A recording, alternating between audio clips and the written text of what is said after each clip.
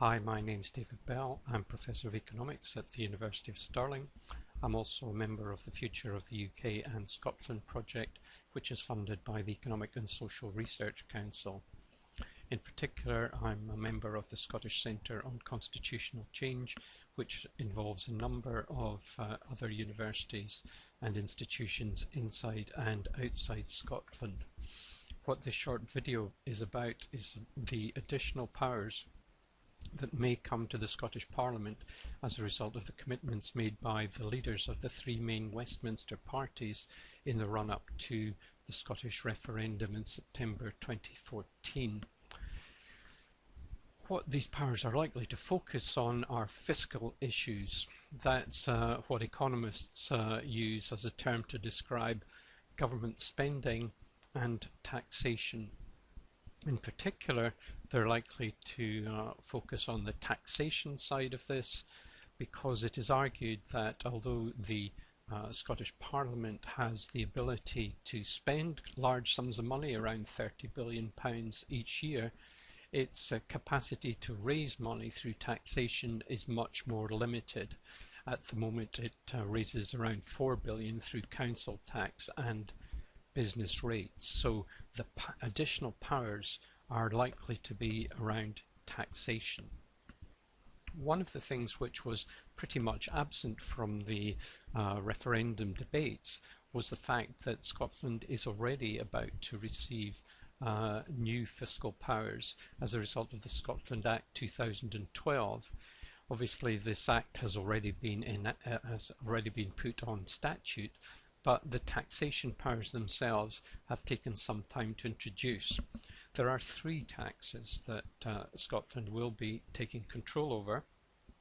These are the landfill tax, the land and building transaction tax, which is akin to stamp duty on housing transactions, and finally the Scottish rate of income tax. These will add considerably to the revenue raising capacity of the Scottish Parliament, but they do so in different ways. The landfill tax will only raise 107 million, land and building transaction tax 413 million, but the Scottish rate of income tax is expected to raise £4.7 billion in 2015-16. So in total they'll raise about £5.2 billion in addition to the existing tax powers in Scotland. They will be administered differently. The landfill tax and the land and building transaction tax will be administered by Revenue Scotland, a body specially set up for that purpose. Scottish rate of income tax will be administered by HM Revenue and Customs, which has always administered income tax in the UK as a whole. It now has the new role of administering the Scottish rate of income tax, collecting the monies and then distributing them to Scotland. So how does the Scottish rate of income tax work? It's clearly the most important of the three taxes. Imagine that you are a standard UK taxpayer and that you earned £100,000 a year. This is how your income tax would be calculated. Your first £10,000 would be tax-free, so you'd pay no tax on that. The next band of income from £10,000 to £32,000 you'd pay 20 pence in the pound on. So the amount of income tax you'd pay is proportional to the area of this rectangle. From £32,000 to £100,000 you'd pay income tax at the rate of 40 pence in the pound. The amount of income tax you would pay is proportional to the area of the second rectangle.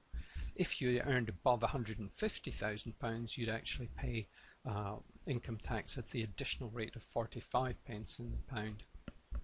But that's not relevant for this calculation. The way the Scottish rate of income tax works is as follows. Imagine a 10 pence rate levied across the different bands, so it doesn't matter which band you're in. The Scottish Government gets 10 pence of each contribution that is made from that additional tax pound.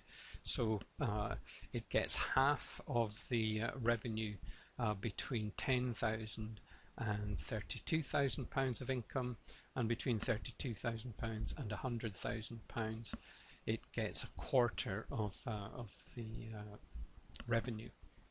So the Scottish rate of income tax is effectively a slab of income tax across all different tax bands, which initially is calculated at the value of 10 pence in the pound. Scottish Parliament has the right to change that 10 pence. It could go up and it could go down. In total, this is where the 4.7 billion from the previous slide comes from. It's based on the assumption that the tax is levied at 10 pence in the pound. So what this clearly doesn't do is to allow the Scottish Government to decide where the tax-free allowance starts, and it doesn't get to decide on what's called the progression of the tax. How big is the jump from the basic rate to the higher rate?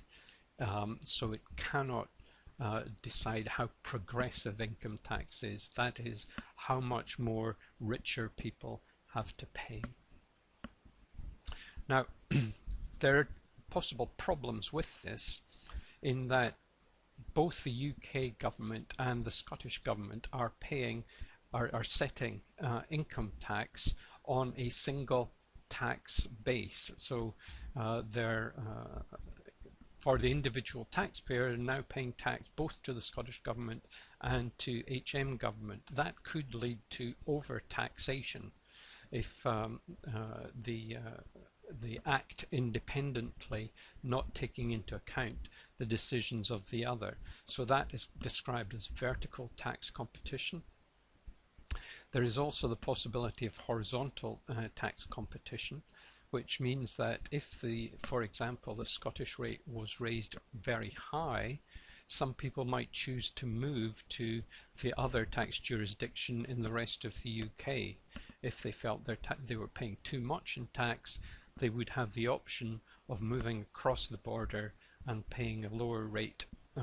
Indeed, however, it could work in the opposite direction if Scotland set lower rates of income tax. Now, this diagram also is quite useful because it can show what the Labour Party proposals are for the additional powers to be given to the Scottish Parliament. Imagine that a tax rate now of 15 pence in the pound. The Labour proposal is that instead of being set at 10 pence in the pound initially, the Scottish rate of income tax should be set at 15 pence in the pound. So it's judged to be the least radical of the proposals being put forward by the three parties, and it just extends the existing power by a further 5 pence. So it would raise probably around just over £6 billion in total.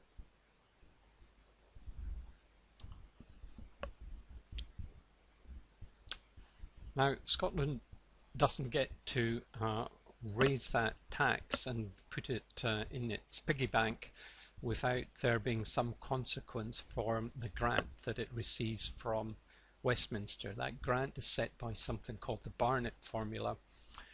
It's described as a block grant, and it will be adjusted in the light of the Scottish rate of income tax, and this is absolutely key to understanding what are the incentives for the Scottish government under the Scotland Act and what are the possible consequences. Let's think about year one. This is, let's say, the value of the initial grant, which is around £30 billion. The grant is reduced by the amount of the Scottish rate of income tax. So the value of £4.7 billion that we saw in the previous slide is based on a calculation of what 10 pence in the pound would raise in Scotland. The block grant is reduced by that amount. So the amount of money coming from Westminster is reduced by the exact equivalent of the Scottish rate of income tax. What happens in the next year? Well, the question is, how is the block grant going to be reduced in the following years? It could be reduced in such a way that it always equaled the revenue from the Scottish rate of income tax, in which case the amount that the Scottish government had to spend wouldn't change at all. So there wouldn't be any incentive for the Scottish government to increase income tax revenues in Scotland. The way that it's been decided, however, is that a method called the index deduction method should be applied to reduce the block grant. And the size of the reduction is going to be determined by the growth in the UK tax base. So if the UK tax base is growing fast, the amount of reduction in the block grant from Westminster will increase, therefore Scotland will get less. So here's the overall block grant again. Because the UK government, the UK economy has been generating a lot of income tax revenues, the reduction in the grant from Westminster is larger. So Scotland is getting a smaller, pale blue in this case, amount of revenue from the Treasury. Now, suppose that the Scottish economy isn't growing as fast as the economy in the rest of the UK, then its income tax revenues won't have grown as fast as the reduction in the block grant from Westminster. That will mean that it will face a possible shortfall in funding. The point of this is that if you take on new tax powers, you take on additional risk. That in the circumstances I've just described, that might mean that the Scottish government would have to cut back on spending commitments. But of course, in the event that the opposite happens, that the Scottish economy grows faster than the rest of the UK, then the Scottish government will generate more income tax than the reduction in the block grant from Westminster, and it will have more money to spend. So this mechanism provides it with an incentive to try to grow the Scottish economy faster than the rest of the UK economy is growing. Okay, so there is a shortfall if Scottish income tax is not growing as fast as UK income tax.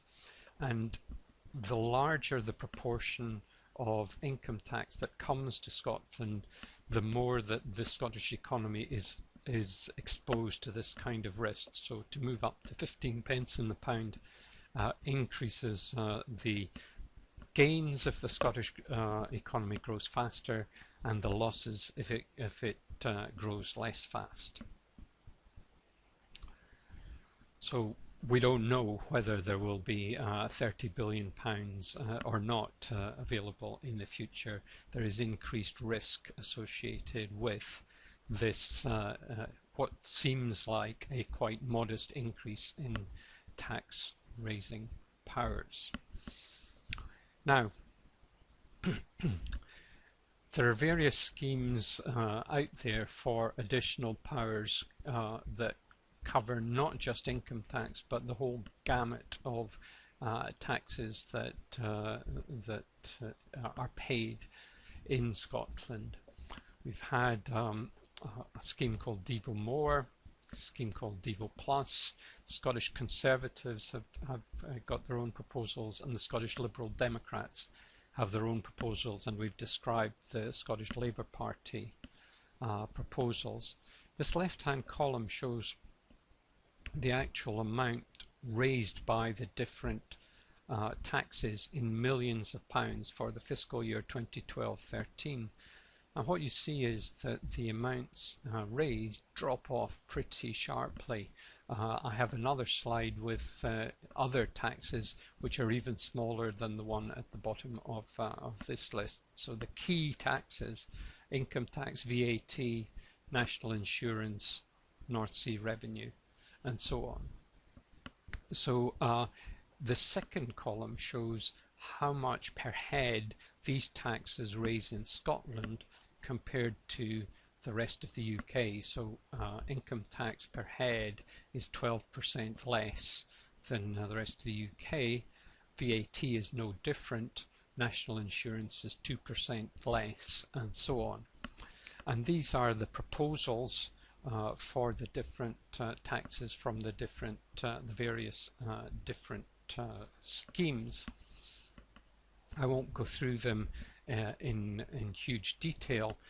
These are really dealt with or have been dealt with by the Kalman Commission expert group, which has written a very useful report on the pluses and minuses of devolving these taxes to Scotland, and looked at the international evidence around that action.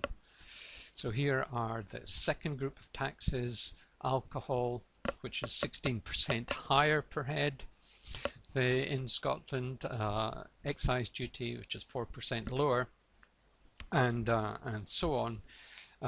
So until you come to some very small taxes which will not make a huge difference one way or the other. Although I should say that a lot of focus has been placed on air passenger duty, which raises about £234 million, which is felt to be an impediment to the growth of tourism in Scotland and in general to the increase in economic activity. But it's also an example of where tax competition might lead to negative consequences elsewhere. The north of England is particularly concerned that if Scotland got control of air passenger duty and reduced it significantly, then airports in the north of England would be adversely affected by that development.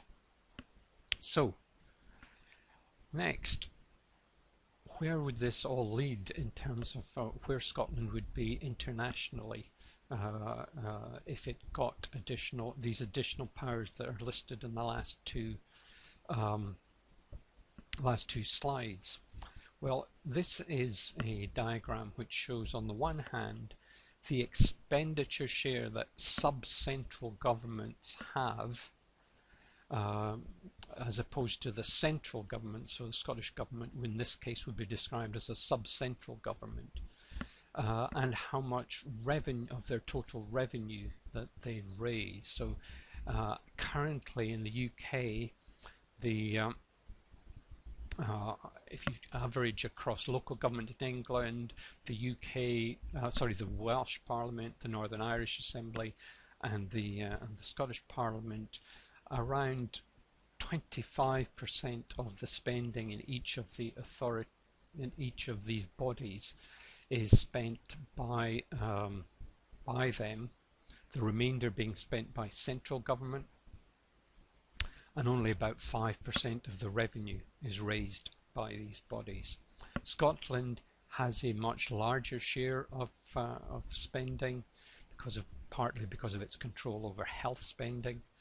The Scotland Act will increase its taxation, its revenues, but not make much difference to its expenditure share because there aren't spending commitments.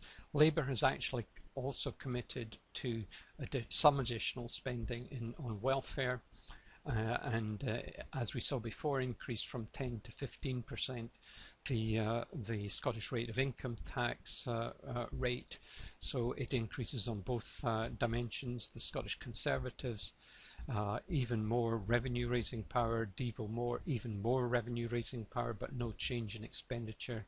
And Devo Plus pretty much devolves everything to the Scottish government. Now, in comparison, Greece, Ireland, Portugal, France are more centralised. They're modest both in the amount of revenue that they raise in sub-central governments and also the share of spending that they allow to sub-central governments. Up towards the top of the spectrum, you've got Canada, which the provinces have a very large proportion of the total spend and the total revenue raising power. Similarly, Switzerland. Interestingly, if the Scottish Conservative proposals were enacted, Scotland would be beyond the United States, and the same being true for the Devo More and Devo Plus options. So the more revenue raising and spending powers are given, the more that Scotland would be close to the top of the range in relation to the powers, the fiscal powers available to the Scottish government in comparison with other countries.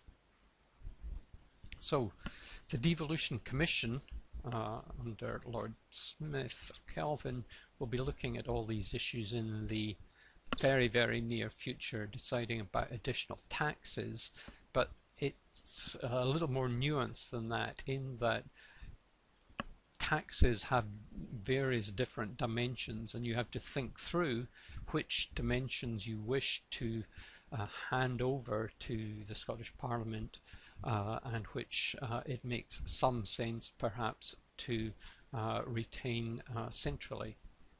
So you've got to think about the tax base, the set of economic units which are taxable, what kinds of allowances they might be given against tax, and obviously what rates should be charged. It's also important to consider the constraints on the exercise of these powers. So vertical and horizontal tax competition, which I've already described, competing over the same tax base, is generally inefficient and lowers welfare. Horizontal tax competition also leads to inefficiencies. If factors are mobile, that means that people can move in response to tax rates rather than what is economically efficient, and the same for capital. One of the things that the Commission might want to consider is that during the referendum campaign, a lot of steam was put behind the argument that these additional tax powers would increase economic growth substantially in Scotland. It's not entirely clear to me that that's the case. Economic growth is almost entirely about improving productivity. The tax system can have a marginal effect on that, but the real issue is the efficient use of resources and skills, and that it may not be very significantly affected by the tax powers, especially when they're constrained by circumstances within and outside within and outside Scotland. So one of the things I haven't really discussed is whether, if economic growth is perhaps it's raising expectations that may not be realized, should the unionist parties be more prepared to cede control over other overspending programs, and in particular the largest of those, which is the welfare budget? Because another aspect of the referendum campaign was that it was felt that Scotland would be more socially just under independence. It's not clear that changing tax powers for Scotland will make much difference to that the social justice agenda, and therefore it might be useful to consider a focus on welfare, although most of the economics textbooks suggest that that is one of the key issues that should be retained centrally, partly because it provides important insurance should, say, part of the country be hit by an adverse fiscal shock, such as, for example, what happened in the United States when the subprime mortgage problem hit particular states, but the federal government was able to bail them out effectively because of welfare payments to the unemployed and people that were disadvantaged as a result of that particular financial crisis. So perhaps it might be worth ceding control over some aspects of welfare. Possibly that could be done while still retaining this fiscal transfer aspect. That's something which I will perhaps expand on in another video. Anyway, this is the end of this short video, and I hope you've learned a bit about the issues surrounding the additional powers that the Scottish Parliament may receive